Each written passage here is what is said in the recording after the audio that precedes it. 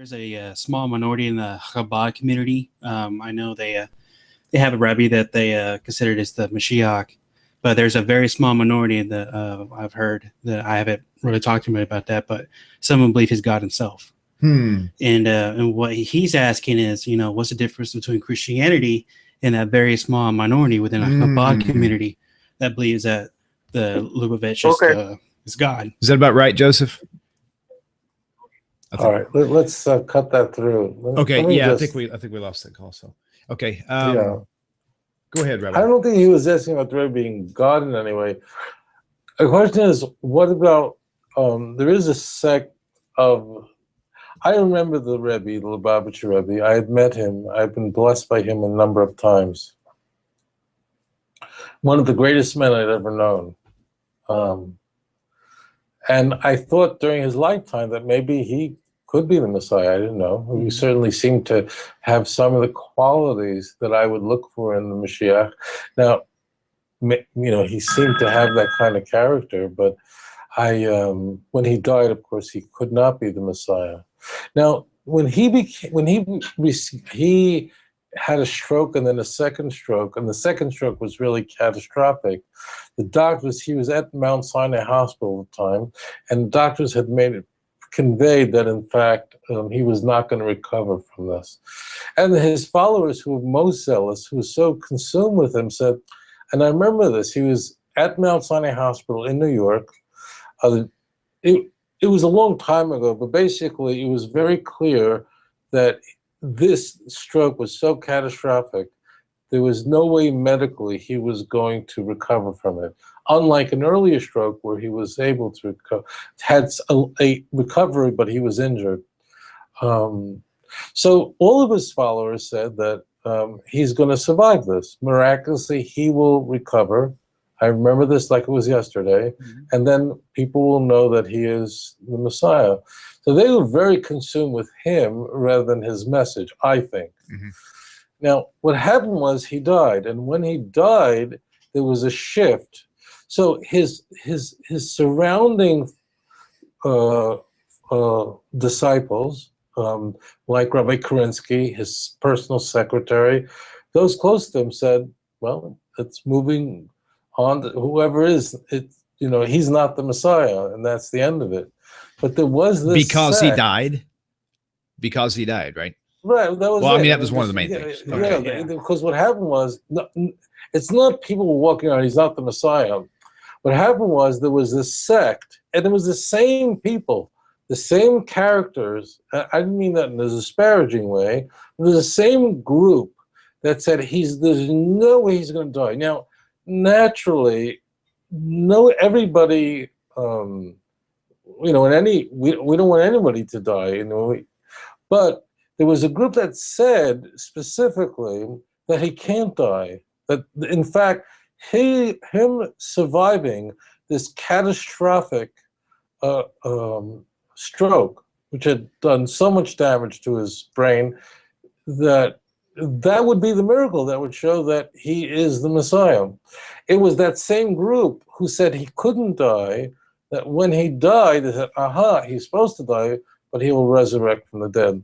So what we find there is a group that is not looking to the Bible and then seeking to apply it, but they were in love with someone. And, maybe if I lived during the time of Daniel, I might go, I don't say go nuts, but it might injure my judgment because he was so breathtaking. He was he was the giant of the 20th century who not single-handedly, but almost single-handedly saved the Jewish people during the darkest moment. I mean, he was so special.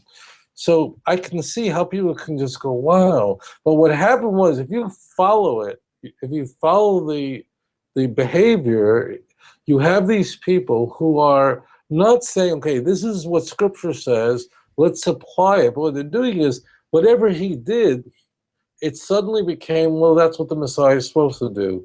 They were constantly what's called reverse engineering.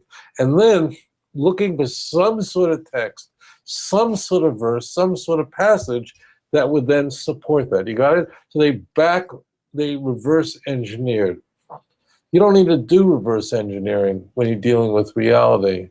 Now, people, sociologically, one may say, well, that might have happened in the early first century. I would, of course, stay very far away from making the comparison because there is a sociological comparison where, first of all, we don't know exactly what happened in the first century. We actually have no contemporaneous information about Jesus at all, zero. Right. So we're going on nothing.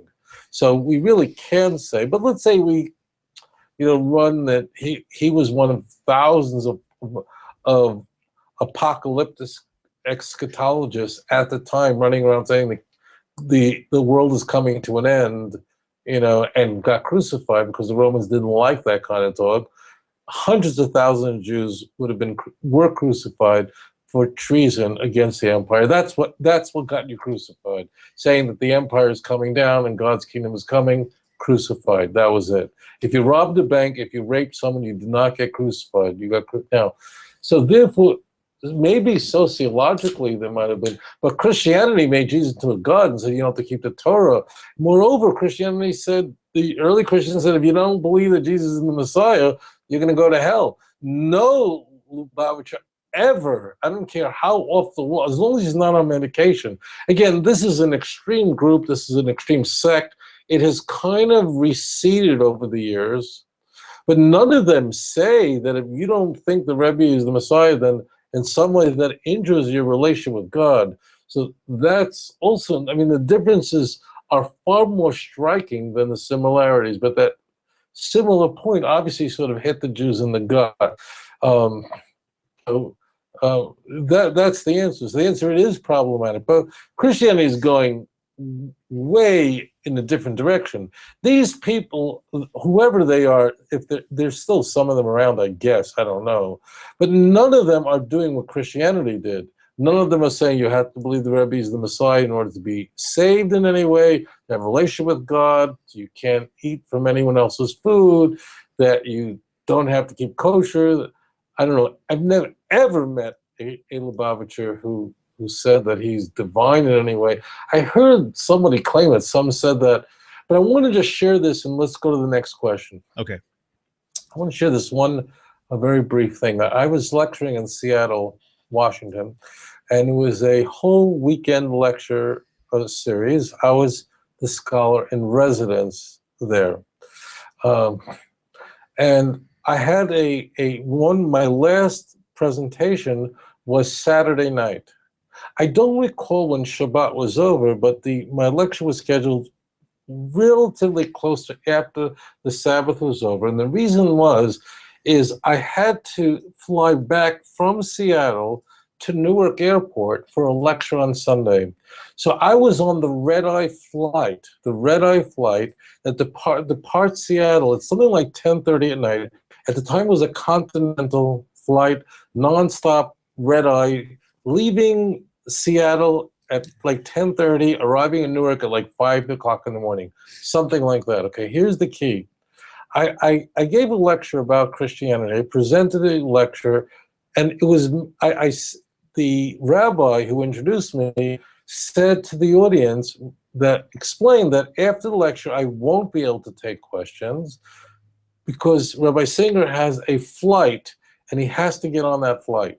Okay, so please understand that when Rabbi Singer concludes his program this evening, Saturday night, he's going to leave immediately. That was the arrangement. It was a fairly large audience of quite a few hundred people, and they asked to please let Rabbi Singer leave. The car was waiting for me right in front of the synagogue, and we had to tear out, just leave to get to Seattle, Washington, so I can get back to Newark Airport. Okay, that's the case. Now, I do my lecture, I present it, and then I thank everyone, and then I leave. And as I'm running out the door of the synagogue in Seattle, two Lubavitchers, two Chabadniks are running after me. They've got long black coats and their hat, I knew who they were. And they asked me, I was talking about Christianity at my presentation. And as I was getting in the car, they kind of, not accosted me, but stopped me and and said, Rabbi Singer, why didn't you speak about what these guys are doing, calling the Rebbe the Messiah? Why didn't you address this problem? So these were Lubavitchers, Chabadniks, members of the Chabad community, who were so enraged that other people calling themselves Chabadniks consider the Rebbe still the Messiah. They stopped me and said, why didn't you speak? Why didn't you address that? In fact, the Chabad community feels that this sect actually defames and defiles the memory of the Rebbe. Understand, the greatest opponents of this sect are members of the Chabad community. And that's the point I wanted to make, and we can move on. Wow. But, okay. You know, it's really sad because I've seen somebody posted something on Facebook recently that that there are groups out there, religious Christian Messianic religious groups out there who are taking pictures of like Michael Skobac or maybe even like you, which I doubt they'd ever do that, but actually saying that you know, that God is revealing the Messiah through these people, you know, like so basically kidnapping the picture of you, saying that Tovia believes in Jesus. That's sort of propaganda that they're pushing out there. And so it wouldn't surprise me at all in the same sense. I have heard that same claim about they believe that he's going to come back. He's going to be the Messiah. But you said something really important before, that as soon as they died, that immediately they couldn't have been the Messiah, because the Messiah is supposed to live long, is supposed to have offspring. Well, let me just a point. Yes. I want to just add this point, if I may. In every generation, the Messiah can come. From the moment the second temple was destroyed, there was a kinetic energy, means a potential energy for Mashiach to come. The Mashiach is born to a mommy and a daddy, okay, as a human being. And it can't be a baby when he is ready to perform his role as the heir to the throne of David. He has to be obviously an adult. Now, therefore, in every generation, there is somebody right now who has the kind of character, who is from the house of David, who is ready at any moment, if he is called, to usher in the Messianic age. It's not that he's going to do it any more than Moses parted the sea, but God will use him as his vessel. That means it's possible that the Rebbe was the Messiah for the generation, but the generation did not deserve it. That's a very important point. I am not saying he was in any way. I am not a member of the Chabad community.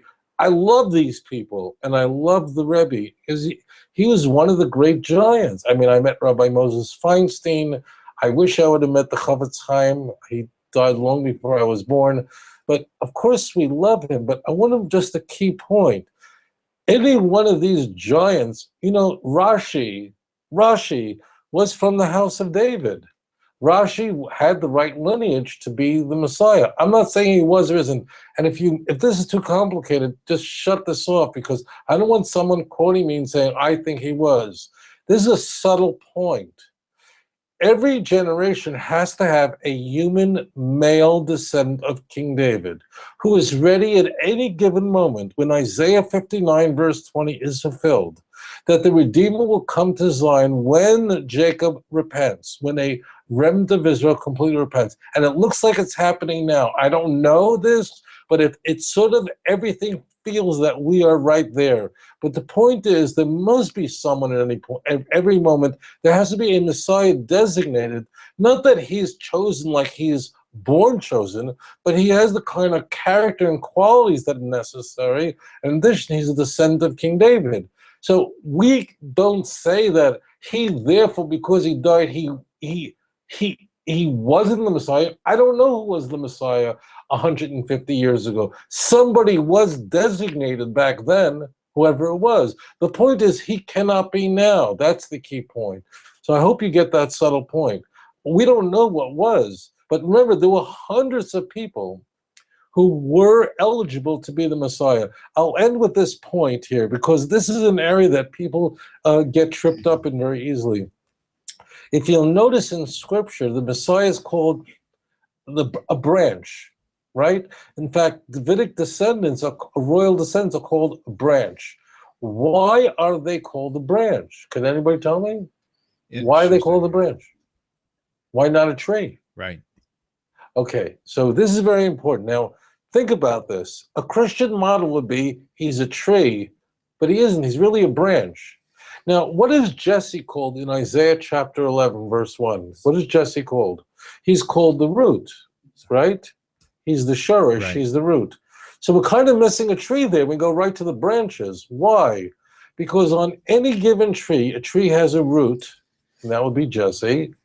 And then there are, on any given tree, an oak tree, whatever, there are hundreds, maybe some trees have thousands of branches. There are thousands of people who are eligible to be, who sit on the throne of David. That's why it's called a branch. This is not advanced, theoretical physics. That's why it's called a branch, because there are hundreds of messiahs, meaning hundreds of people eligible to sit on the throne of David. It's just going to be one of those hundreds of branches. And that's the point. People coming from the church smell from tobacco. I don't take that personally, Sure. but the smell is there and it affects folks. Okay? Very good. Very good. All right. Okay.